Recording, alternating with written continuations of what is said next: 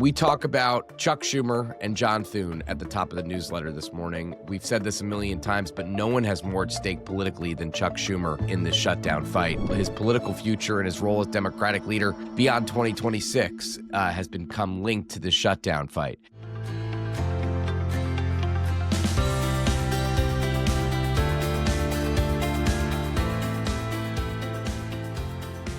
Good morning, I'm Jake Sherman, and welcome to the Daily Punch, brought to you by Punch Bowl News. It is Friday, October 31st, 2025. Let's get into the mix.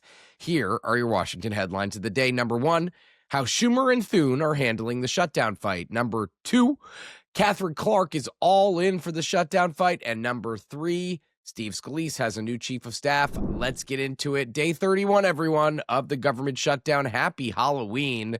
A pretty spooky time. That's lame, but a spooky time in Washington. Day 42, I believe, of the House being out of session. September 19th was the last time the House was in town. We're coming up on, Lord have mercy, it could by next week, I guess it would be 50 days unless the House comes back. And by the way, if the shutdown goes until the end of next week, we are going to be in the longest shutdown in American history. Quite the honor, being sarcastic, but the honor for this Congress. We talk about Chuck Schumer and John Thune at the top of the newsletter this morning. We've said this a million times, but no one has more at stake politically than Chuck Schumer in his caucus and nationally in this shutdown fight. His political future and his role as Democratic leader beyond 2026 has become linked to the shutdown fight. Republicans underestimated Schumer. They underestimated his ability to keep Democrats in line. They thought moderates would fold. They have not. Republicans have failed to take full advantage of the shutdown to hammer Schumer, especially since Senate Democrats are the ones who caused the shutdown. Washington Post, ABC, Ipsos poll showed Trump and Republicans are losing the shutdown messaging fight. Listen, there are polls that show everything, but a lot of polling does show Republicans are losing this fight, which is interesting because there's no clear winner here.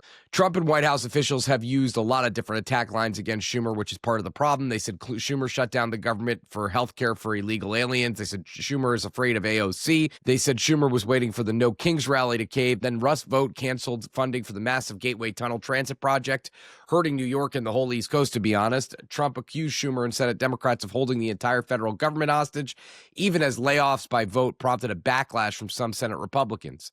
Trump has also been focused on foreign policy during the shutdown. I mean, he's not engaged on the shutdown at all. He's been absent for the shutdown fight. Last night, he decided to weigh in on Truth Social, saying that Republicans should end the filibuster to end this shutdown. Now, this is something that's going to create a rift among Senate Republicans. John Thune has been against that. Why has he been against that? Because Republican senators are generally against the filibuster. If they do another carve out here that allows them to pass government funding with 51 votes, that is the end of the filibuster. I don't care if they say it's a carve out, it will be the end of the filibuster because they've already peeled back the filibuster a ton, and that would be the nail in the coffin. I'm not sure he's going to do it. But then again, as Brez reminds me all the time, Republicans do pretty much whatever Trump says. Schumer needs to choose an endpoint. He's got to. The bipartisan fiscal year 26 spending talks have picked up. No spending package is anywhere close to moving to the floor. And again, this is not a fight over spending. This is a fight over Obamacare. It's not a fight over spending. Fiscal year 26 spending packages, if they start moving, does not end the underlying issue, which is Obamacare. And listen, Thune has taken to saying that the end of the shutdown doesn't run through Schumer. I think that's it's obviously calculated, and I think that could be true, but boxing Schumer out will make other Democrats uneasy. So they're going to have to work through Schumer in some way, shape, or form, and that's just the reality of how the congressional leadership works. We had Katherine Clark on Flyout Day yesterday. I think that's episode 9. Time flies when you're doing Flyout Day. We discussed with her a lot of issues, but most notably that quote where she told Fox News that the American public is hurting, but it's one of the few leverage times we had. Of course, that's true. That's true. Kevin Hassett said something very similar when he was on Flyout Day. And Republicans know that shutdowns, the whole conceit of a shutdown, the whole point of a shutdown is that you use pain to try to exact the policy ends that you want to achieve. That's the whole point of it. I'm not saying it's right or wrong, but I am saying that is the point of a government shutdown. So we asked Clark about it. Actually, Anna was the one that asked. Let's talk about this, because the Republicans' use of this is part distraction, part pathetic, and 100% BS. Well, you did say it. You want to take a clip out of context? The words were there. But let's talk about what I have said over and over and what has been the Democratic message. Come to the table. We have said that at every single turn, at every inflection point in this. We know we are in the minority, but we know that the people need a voice in Congress. And we say, come and compromise. I asked Clark whether, I said to her, well, listen, the pain of this shutdown is quite steep, and when is it enough? And she said, we're absolutely going to keep fighting for this. That does not mean the pain isn't real. That's a paraphrase. I'll keep quoting now.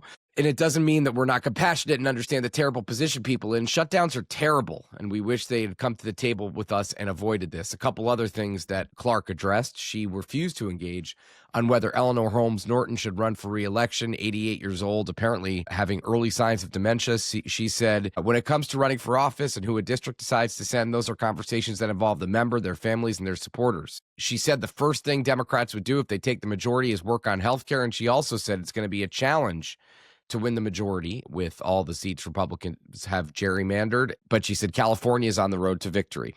Number 3 story of the morning, Scalise has a new chief of staff. Eric Sulkowski will be Scalise's chief of staff. He worked for the Louisiana Republican from 2011 to 2017 and then went downtown to fierce government relations. He's replacing Brett Horton, Scalise's longtime chief and one of the most powerful House Republican aides. This just means that Scalise continues to have the most experienced staff in the leadership, which is an advantage. And if Scalise is heading out the door, it doesn't exactly look like that, between Scalise saying he's having a great time, he's enjoying this, and elevating Eric to this position. It doesn't entirely look like that will be the case. We'll see soon enough. And we'll see what Eric's ascension to the top of that post means for the leadership, staff and the leadership dynamics. And with that, leave us a rating and review. You can subscribe to Punchbowl News at punchbowl.news. Have a great day. Have a great Halloween, and be safe.